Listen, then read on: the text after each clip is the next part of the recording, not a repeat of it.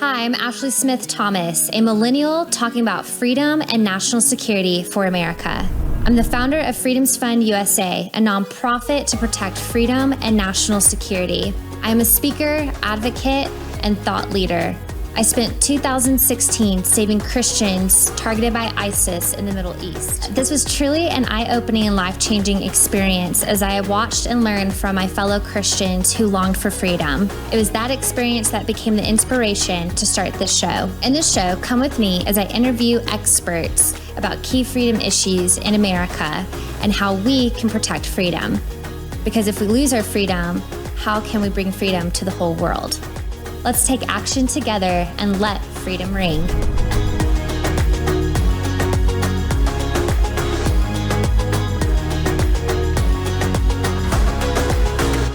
Welcome. My name is Ashley Smith Thomas, and I am the host of Freedom Talks. The purpose of this show is to educate Americans on key freedom and national security issues so that we understand what is going on here in our nation. I like to bring on subject matter experts to discuss these key issues and then more importantly, give us a call to action so that we can make a difference and protect freedom. As you may know, we have been talking a lot about communism, these different communistic movements that we're seeing across the nation, but we've also been talking about China and China's influence in America. Last time we had Gordon Chang on to talk about China's influence in America, but particularly from the standpoint of defense. Is our military ready and prepared if we had to go to war with China? Is China operating on the dark side of the moon? Well, what if I were to tell you that China also has influence on Wall Street? And then that poses the question, how do we even get here? And why is this even happening right here in America? Well, today I have the honor of having another subject matter expert on this program to discuss China and national security issues. And let me tell you, he is truly an expert in national security. It is an honor to introduce to you Frank Gaffney. Frank Gaffney is the founder and executive chairman of the Center for Security Policy in Washington, D.C., which is a nonprofit, nonpartisan educational corporation established in 1988. Mr. Gaffney's leadership has led the center to be nationally and internationally recognized as a resource for timely, informed, and penetrating analysis of foreign and defense policy matters. Mr. Gaffney is the host of Secure Freedom Radio, a nationally syndicated radio program heard weeknights throughout the country. He's the associate author of the highly acclaimed Sharia, The Threat to America, and the publisher of over a dozen other books and monographs from the Center for Security Policy Press. In April 1987, Mr. Gaffney was nominated by President Reagan to become the Assistant Secretary of Defense for International Security Policy, the senior position in the Defense Department with responsibility for policies involving the U.S. and USSR relations, nuclear forces, arms control, missile defense policy, and U.S.-European defense ties. He acted in that capacity for 7 months, during which time he was the chairman of the prestigious high-level group, NATO's Senior Political Military Committee. He also represented the Secretary of Defense in key U.S.-Soviet negotiations and ministerial meetings. From August 1983 until November 1987, Mr. Gaffney was the Deputy Assistant Secretary of Defense for Nuclear Forces and Arms Control Policy under Assistant Secretary Richard Perle. From February 1981 to August 1983, Mr. Gaffney was a professional staff member on the Senate Armed Services Committee, chaired by late Senator John Tower, and in the latter 1970s, Mr. Gaffney served as an aide to the late Senator Henry M. Scoop Jackson in the areas of defense and foreign policy. Mr. Gaffney holds a Master of Arts degree in International Studies from Johns Hopkins University School of Advanced International Studies and a Bachelor of Science in Foreign Service from Georgetown University School of Foreign Service.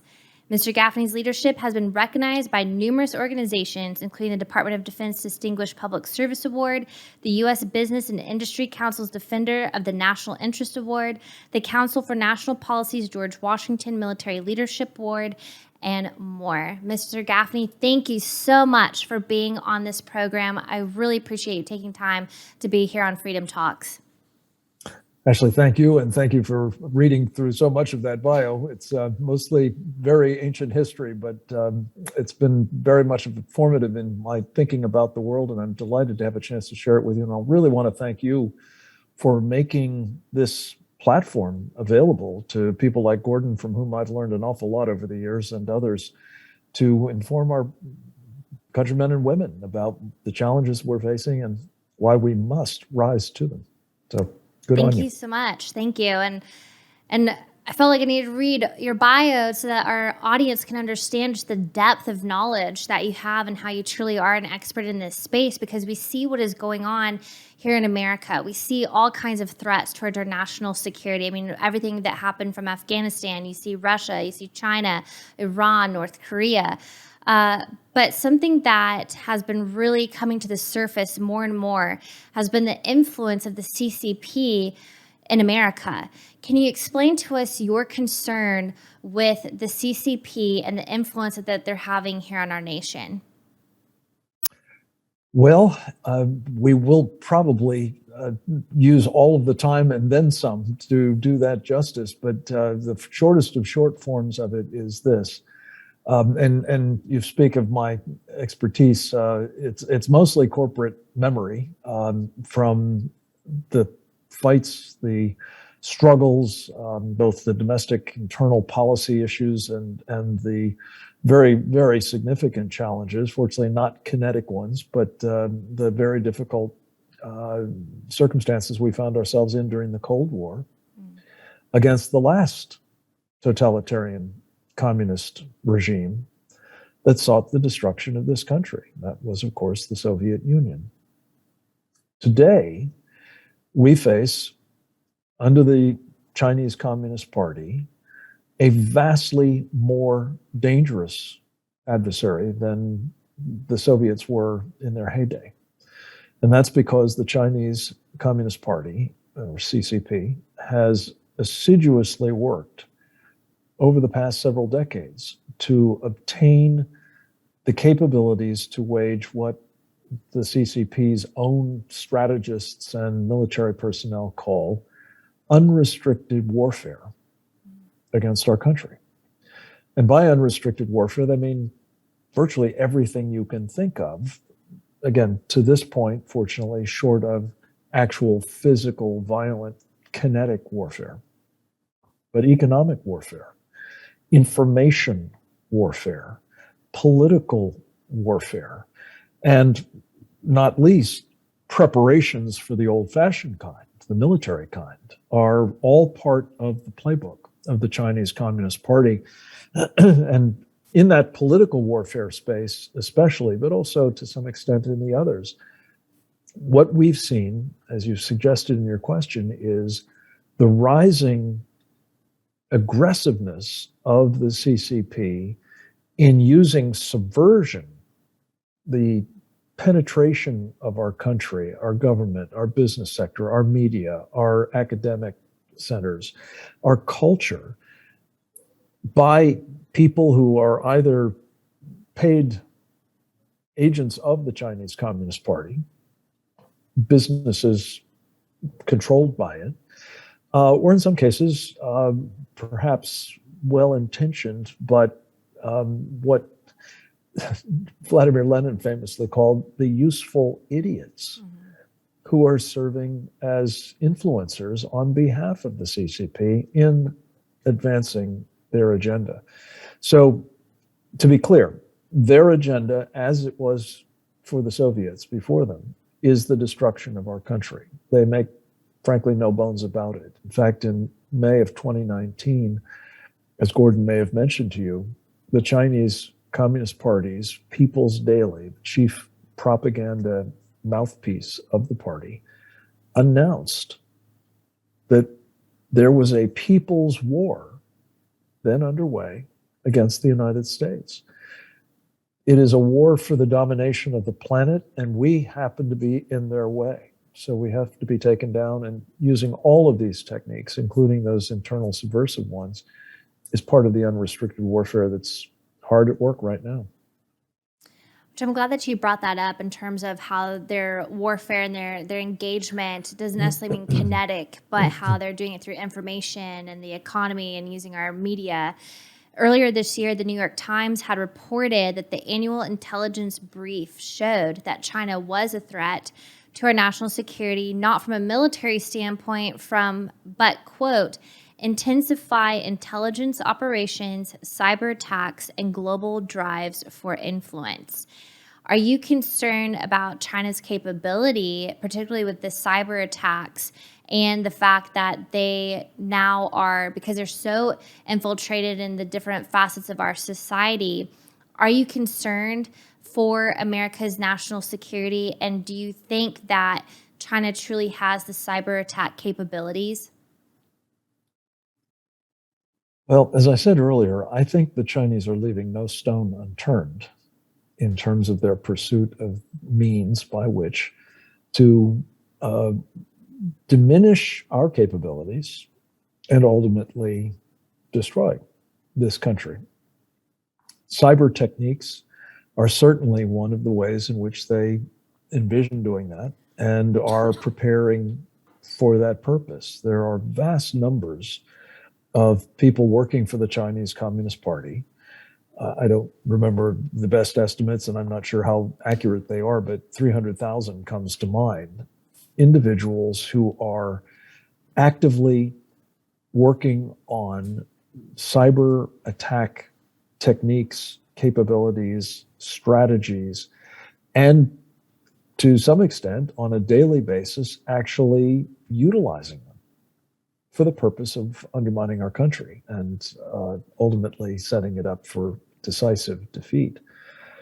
So, yes, that's a very real concern. I think we are often consoled by the fact that we have the best cyber capabilities in this country, in the entire world. I hope that's so. But I'm not sure that it is a permanent state of affairs by any means when you have that kind of level of effort being mounted. And bear in mind that the vast majority of the people involved in that program, I think, either are themselves directly the beneficiaries of American educations and training in cyber or related fields, or at least have been trained by those who have been the direct beneficiaries. So you have a very, very sizable, to say the least, threat in that vector. But unfortunately, again, it's not the only one we have to worry about. It is one that we need to be very, very attentive to and trying to counter, however.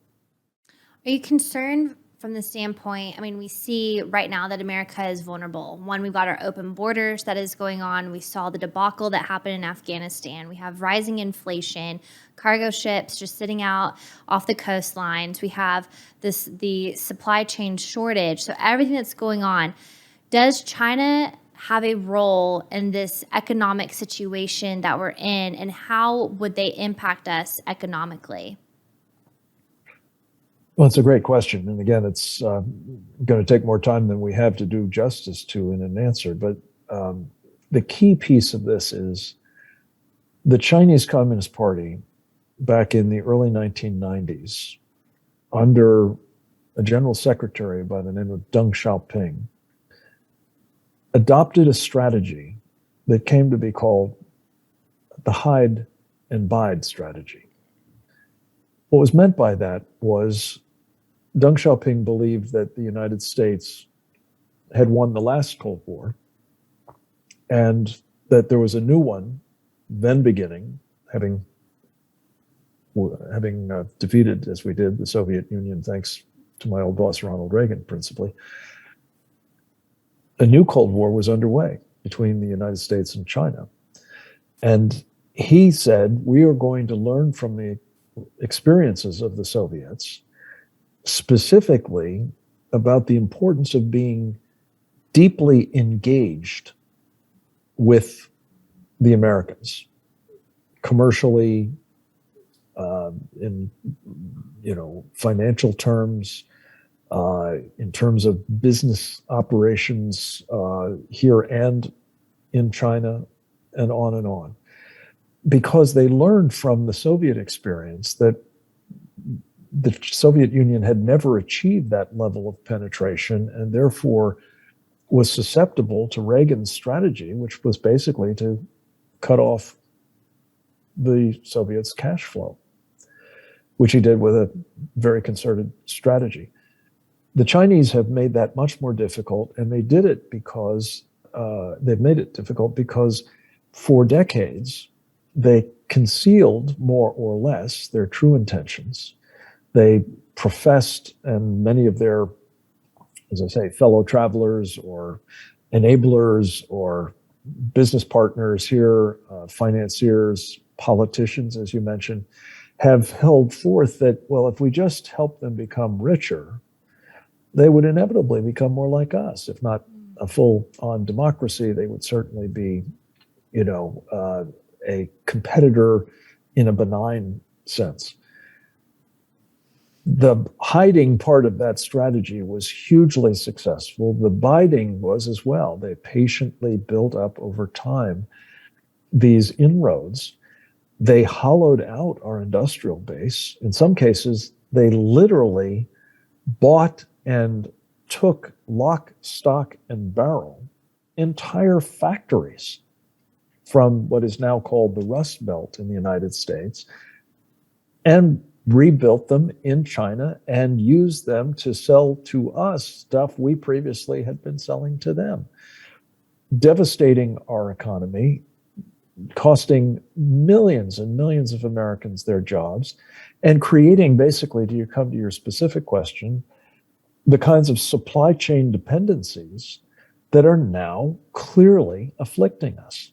And it's not just in terms of toys or even computers and other stuff that we've come to buy reflexively from China, because it's basically the only supplier now. Sometimes it's got an American face on it, like Apple, but their stuff is manufactured in China and sold to us from China. If something happens to the supply chain for Apple, it affects us, but it's a function of our dependency on China. But it's also things like medicine. As we've seen in this COVID pandemic, which of course was unleashed on us by the Chinese Communist Party, we've been reliant even on them for things like personal protective equipment, to say nothing of the makings of virtually all of our medicines, including a lot of the generics. These are the sorts of dependencies, and then you've got rare earth minerals, you've got flat screens, you've got other advanced technology now that if we don't get it from China, or perhaps a place like Taiwan, which China is intent on making part of China, for example, in the case of advanced silicon chips, we're out of luck and out of business as well. That's really good. And I'm glad that you brought that up because, speaking of those corporations, we hear that corporations are supporting China by moving their production from the U.S. to China. And then we also hear of corporations aligning with China over the U.S. And we can see that in particular in the sports, entertainment, and tech industry. So especially with the NBA, the whole debacle that had happened last year, especially when you had the Houston Rockets coach show support for Hong Kong, and then how that just kind of basically, I feel like, exposed NBA's attachment and alignment with China just due to the backlash. But all these industry and the sports, entertainment, the tech that we're seeing that's involved in China and with China, is that a good thing or is that a bad thing? And should we be concerned? Well, I think we've tested the proposition pretty thoroughly that it's a good thing. And it doesn't seem to have worked out so well. I mean, if you look at basically all of the companies that have been doing business with China, whether they acknowledge it or not, it hasn't really worked out terribly well. They invariably find themselves having to sell their seed corn technology to the Chinese. And in short order, generally, the Chinese are competing with them to manufacture, at least for their domestic market, which is the principal attraction, for these companies. Well, there's 1.4 billion people. If I'm going to sell each of them a toothbrush, I'm going to make, fabulous money. Well, once the Chinese have figured out how to make not just toothbrushes, but basically everything else they want, they not only sell it to us, but they close their markets to their American competitors. And that inevitably translates into not so good outcomes for this country, needless to say. But when you add on top of it, Ashley, the theft of technologies, it's one thing if the companies are willingly selling you something, in the case of China, whether it's airplanes or whether it's advanced chips or other technologies of interest to them. It's another if they actually just simply rip them off from you, as they have done with a succession, I'm sure Gordon talked about this, of our most advanced weapon systems. Right. You look at their arsenal and it looks an awful lot like ours, only they didn't have to go through most of the expensive, time-consuming, painstaking, trial and error fraught research and development because we did it for them at enormous expense to the American taxpayer. They simply came in, hoovered up the designs and the materials and the other supporting technology, and generally speaking, got some of this gear faster than we did. Or certainly in short order and at vastly less cost and effort. So those are the sorts of things that translate into real harm to our national security. And, you can go on and on. In the one place that I really want to make sure we cover before we have to part is when you look at all of this stuff, you look at the hollowing out of our industrial base and the economic warfare more generally the Chinese have waged against us. You look at their influence operations in this country, the penetration of the various sectors that we were just talking about. We haven't gotten to this, but just putting it on the table, you look at what Xi Jinping, the dictator of China, calls the Belt and Road Initiative, whereby the Chinese are building infrastructure literally worldwide of all kinds, ports, airfields, rail networks, road networks, mines for expropriating all kinds of natural resources, on and on. Almost always using something called a debt trap financing scheme. Think of it as a payday loan operation, whereby you lend somebody the money to build the whatever port, and you use onerous interest rates to assure that sooner or later that country will not be able to pay the debt. And then you simply go in and you expropriate those resources or those assets. And what does that mean? It means that in most cases, since these assets, or certainly the resources, are dual use, that is to say, they can be used for civilian purposes, they can be used for military purposes, you suddenly see that the Chinese have created a colonial hegemonic empire with which to project power. And there's a report out as we speak about suddenly the world realizing that in the East African nation of Guinea, I can't remember the Equatorial Guinea, Equatorial Guyana, they have just such an arrangement where they're putting in place a port that is expected now to become a new naval base for the Chinese on the African continent, on the east coast of that continent. I'm sorry to report that there's one of those, a building in Peru as well, a megaport, they call it, that will be capable not only of accommodating the biggest ships in the commercial, fleets, but also carrier strike groups of the People's Liberation Army Navy. These are the sorts of things that are taking place, and I just wanted to bring this back to the central proposition. How are they paying for all this stuff? Mm-hmm. I didn't even get to, their efforts to dominate space, or their, work in, some of these advanced technologies like artificial intelligence, quantum computing, the cutting edge stuff that will determine the future dominance of China if they have their way in terms of technology and business. The answer to the question, how are they doing all these things? How are they paying to do all of these things?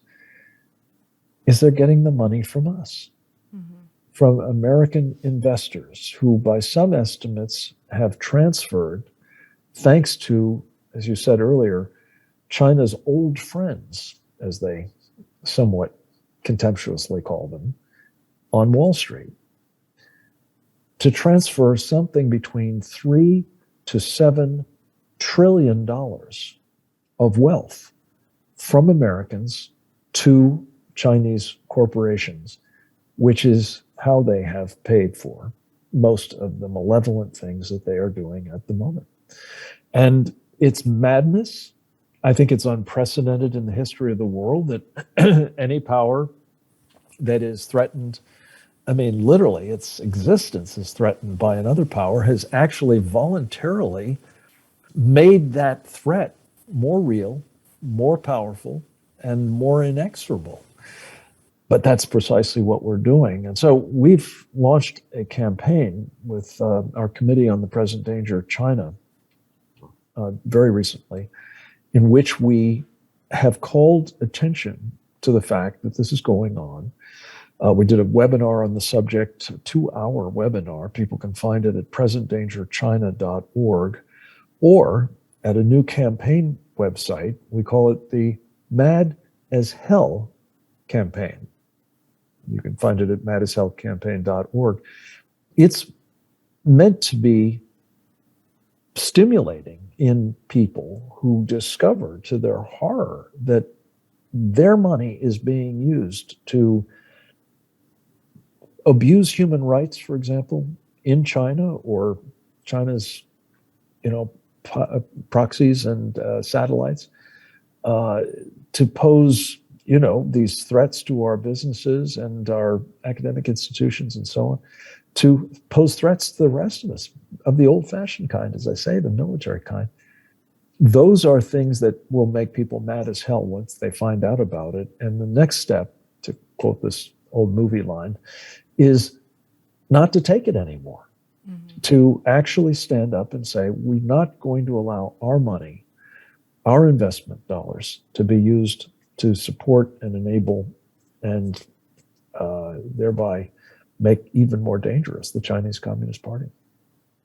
That's so good. And, as you brought up earlier about the intellectual property and the theft and all that, and even now China and our dollars going to help China further their expansionism effort, why are we not seeing politicians on Capitol Hill and our leaders in the government and even in the White House holding China accountable? It just seems like China can continue to do what they do, but no one's holding them accountable. Why is that? Why are we not seeing that? Well, there are probably different reasons for different people, but to generalize, I think it's fair to say that when you talk about old friends of China, and those include most of the major capitalists in the Wall Street sector of our economy, and an awful lot of other businesses and their leaders, you realize that there is a powerful incentive, on the one hand, to keep doing business with China, to look the other way rather than confront the ugly reality that you have been contributing to. And you'll be paid handsomely for doing so. And this is the point. I'm not sure. I've had people tell me that if you look at the value of investments that were made 30 years ago in China, you might see a 2% per annum return on investment, which is pretty modest. I don't know if that's exactly right or not, but I have the feeling that the general point is that the principal beneficiaries of all of this investment we've been making in the Chinese Communist Party and its corporations has not been for the investor here in the United States. It's been the money managers who are making fortunes on their commissions in doing the deals, the transactions, the investments in China. And so those folks are powerful, needless to say, in the economic realm. They're also very powerful on Wall Street. And we actually had a top Chinese influencer say shortly after the election last year that China's old friends on Wall Street have delivered the goods for China again and again and again.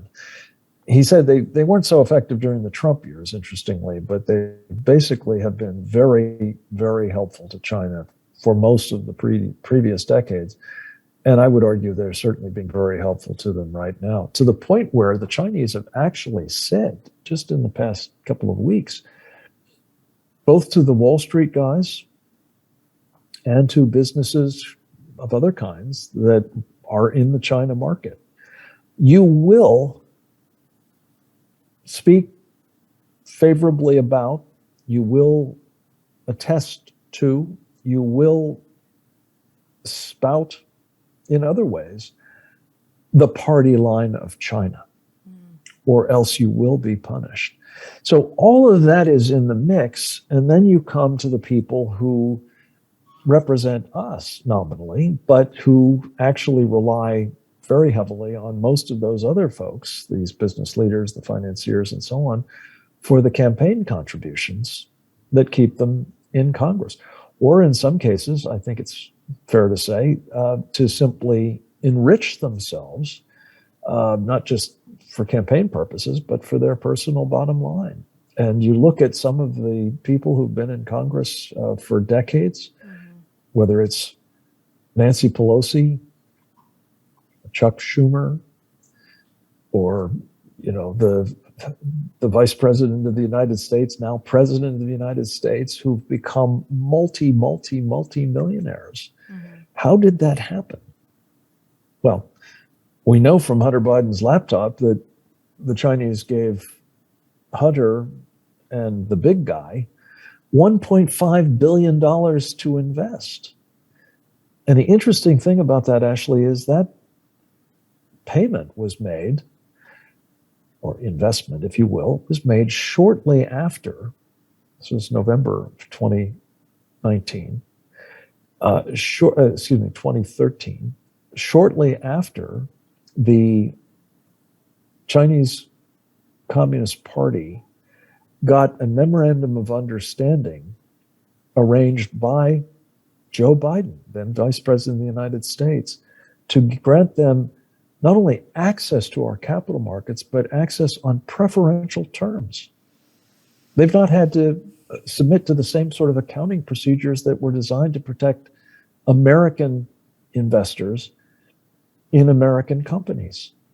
So not only did they get a competitive advantage from it, but they basically flouted our laws thanks to a memorandum of understanding that Joe Biden gave them. I've had friends of mine say, well, I've seen bribes in the past. 1.5 billion is not a bribe. That's a commission on a multi-trillion-dollar set of transactions. Sounds right to me.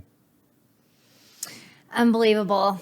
Unbelievable. And it's just unfortunate that we have politicians and leaders in our government who's basically willing to sell out America just to make a commission and pad their pockets in the process. And it's just really unfortunate because then I question, well, where's the true honor in public service and where is the integrity? And, it just seems like we're seeing that just fly out the window when it comes to actually serving our country, where people are now doing it for their own motive and gain versus really having the honor and the enthusiasm and wanting to serve our country. So it's just really disappointing, but I have so many That's more very well questions. said. And if I may just very quickly say, there are exceptions.